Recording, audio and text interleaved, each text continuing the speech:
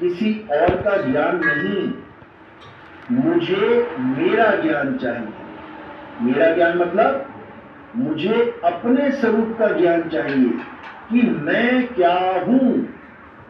Who am I? जब मुझे ये ज्ञान हो जाएगा कि मैं क्या हूं, तब समझ जाना कि तुम्हें आत्मज्ञान हो गया है। आत्मज्ञान। किसी भगवान का, किसी अल्लाह वाहिगुरु का, गॉड का नाम नहीं जपना है, बिल्कुल छोड़ दो। क्या करना है? केवल आत्मा को जानना है। और आत्मा कहां है? आत्मा तुम्हारे पास है। वो किसी तीर्थों में या मंदिरों में, मस्जिदों में, गुरुद्वारों में नहीं है, वो तुम्हारे पास है। तुम्हें हिला रही है, डुला रही है, चला रही है, बुलवा रही है, नचा रही है, सब कुछ करवा रही है। बिल्कुल सिंपल। आत्मज्ञान यानी किसी और का ज्ञान नहीं, मुझे मेरा ज्ञान चाहिए। मेरा ज्ञान मतलब मुझे अपने स्वरूप का ज्ञान चाहिए कि मैं क्या हूं। Who am I? जब मुझे ये ज्ञान हो जाएगा कि मैं क्या हूं, तब समझ जाना कि तुम्हें आत्मज्ञान हो गया है। आत्मज्ञान। किसी भगवान का, किसी अल्लाह वाहिगुरु का, गॉड का नाम नहीं जपना है, बिल्कुल छोड़ दो। क्या करना है? केवल आत्मा को जानना है। और आत्मा कहां है? आत्मा तुम्हारे पास है। वो किसी तीर्थों में या मंदिरों में, मस्जिदों में, गुरुद्वारों में नहीं है, वो तुम्हारे पास है। तुम्हें हिला रही है, डुला रही है, चला रही है, बुलवा रही है, नचा रही है, सब कुछ करवा रही है, लेकिन तुम उस आत्मा को ही नहीं जान पा रहे हो। दिक्कत ये है। तो अब ऐसा गुरु चाहिए जो तुम्हें आत्मा का ज्ञान दे। आत्म ज्ञान बिना नर भटके। कभी काबा, कभी काशी। तो काबा और काशी में कौन भटक रहे हैं? जिनको आत्मज्ञान नहीं है। समझ लो। तो गुरु का क्या काम होता है? गुरु का काम होता है आत्मज्ञान देना, आत्मज्ञान समझाना। यानी तुम्हारे सिवा, तुम्हारे लिए और कोई नहीं है। तुम्हारे सिवा, तुम्हारे लिए और कोई नहीं है। और तुम्हारा क्या स्वरूप है? तुम्हारा स्वरूप है शब्द स्वरूप। हम हैं शब्द, शब्द हम माही, शब्द से भिन्न और कछु नाही। यानी मेरे स्वरूप के अलावा और कुछ नहीं है मेरे लिए, बाकी सब माया है। अपने स्वरूप को छोड़ के बाकी सब माया है, और इसी माया ने जग भरमाया है। तो मूल स्वरूप, हमारा स्वरूप तब प्राप्त होगा जब हमारे जीवन में कोई आत्मज्ञानी गुरु आएगा। इसके अलावा और कोई हल नहीं है। जन्म मरण से मुक्ति का कोई हल नहीं है। अच्छे से समझ लो। तो यही गीता कह रही है, यही वेद पुराण कह रहे हैं, सब यही समझा रहे हैं कि आत्मा को जानो, आत्म तत्व को जानो। तत्वदर्शी संत वो होता है जो आत्म तत्व का रखाव कर देता है और असत्य को छुड़वा देता है। एक छुड़ाए, एक लखाए, तब प्राणी निज घर को जाए। चलो, अब दूसरा सवाल जो है पूछा था अमित जी ने, अमित कुमार, कहते पैदा नहीं होंगे तो कहां जाएंगे और वहां क्या करेंगे? बढ़िया। अब पैदा नहीं होंगे तो कहां जाएंगे, इसका जवाब आप ऐसे समझो कि जब पैदा नहीं हुए थे तब कहां थे? जब तुम मां के गर्भ में नहीं थे तब तुम कहां थे? जब ये संसार नहीं था, जब ब्रह्मा विष्णु महेश नहीं थे, जब गौरी गणेश नहीं थे, जब ये 5 तत्वों का संसार नहीं था, तब तुम कहां थे?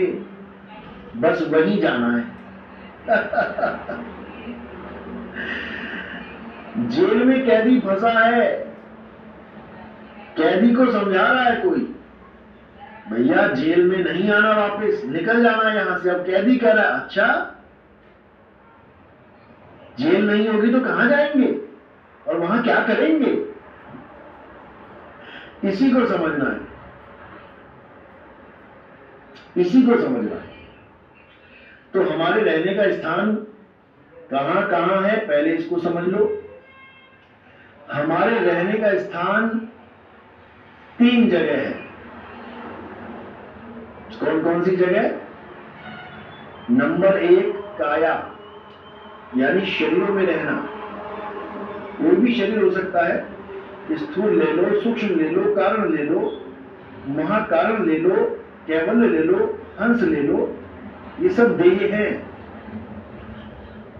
ये सब देह हैं। 6 प्रकार की देह है, लेकिन कुछ लोग केवल 3 प्रकार की देह बताकर ही मामला सुलटा देते हैं। ये वृंदावन वाले बाबा जी, ये बस 3 प्रकार की देह का ज्ञान रखते हैं, स्थूल, सूक्ष्म, कारण, इससे ज्यादा इनको ज्ञान नहीं है।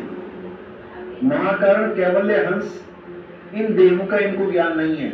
इसलिए इनके सत्संग में आप कभी नहीं सुनोगे कि ये 3 देह से परे 4ठी, 5वीं, 6ठी देह का ज्ञान बोले। बिल्कुल नहीं बोला कभी भी आज तक। इसी में सिमट के रह गया इनका ज्ञान। जबकि परमात्मा का ज्ञान तो तीनों से छोड़ो, 6हों से परे है,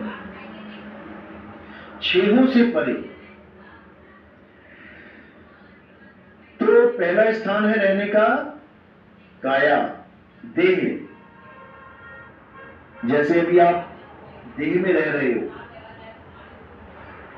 इस देह में आप रह रहे हो अभी। दूसरा स्थान रहने का कहां है?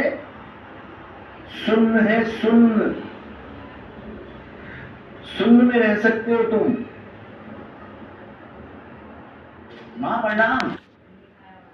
और तीसरा स्थान कहां पर है? तीसरा स्थान है शब्द। शब्द में रह सकते हो तुम।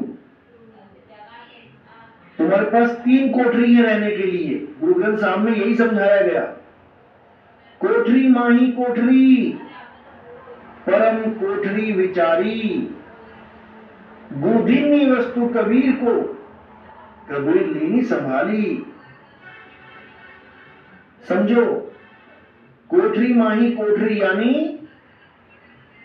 इस काया के अंदर ही एक ऐसी अवस्था है जिसको शून्य समाधि कहते हैं।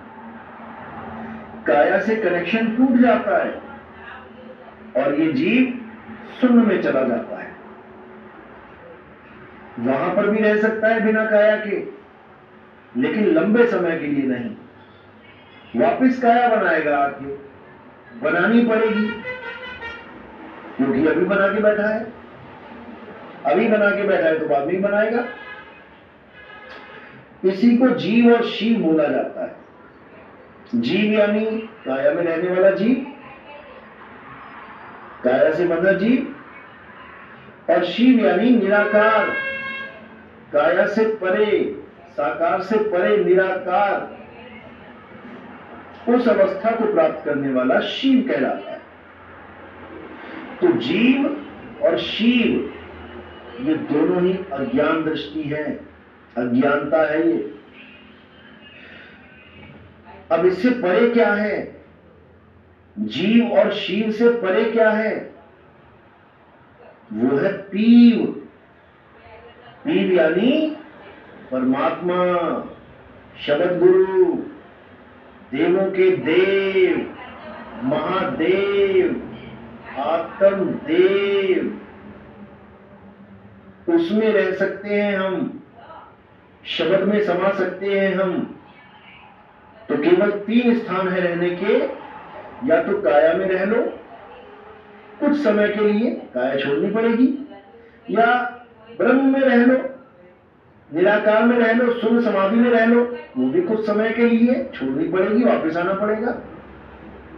क्योंकि साकार से निराकार और निराकार से साकार ये सृष्टि हमेशा ही चलती आई है और चलती रहेगी। इसी को सर्वगुण और निर्गुण यानी अगुण सगुण बोला जाता है। तो वाणी क्या कह रही है? काल चक्र चक्की चले, बहुत दिवस और रात, अगुण सगुण दो पाट ले, तामे जीव पिसा। आधी दुनिया सगुण को मानती है, साकार को मानती है, और आधी दुनिया निराकार को मानती है। ये दोनों ही काल के जाल में फंसे हुए हैं। अगुण सगुण दो पाटले, ये दो पाटले हैं। तामे जीव पिसात, उसमें ये जीव पिसेगा। जो साकार को मानेगा वो भी गया काम से, जो निराकार को मानेगा वो भी गया काम से।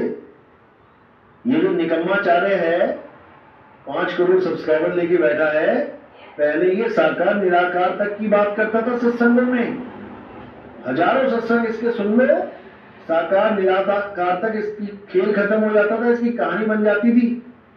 जब से इसने हमारे सत्संग सुनने शुरू किए हैं तब से इतना चतुर सयाना बन गया है, अब साकार निराकार का खंडन खुद ही करने लग जाता है और कहता है कि सर्वगुण निर्गुण दोनों से न्यारा, कहे कबीर सो राम हमारा। बताओ। और पहले कहता था कबीर का राम कौन है? कबीर का राम निराकार है। अब निराकार नहीं रहा कबीर का नाम, अब कबीर का ज्ञान अपडेटेड हो गया। बताओ।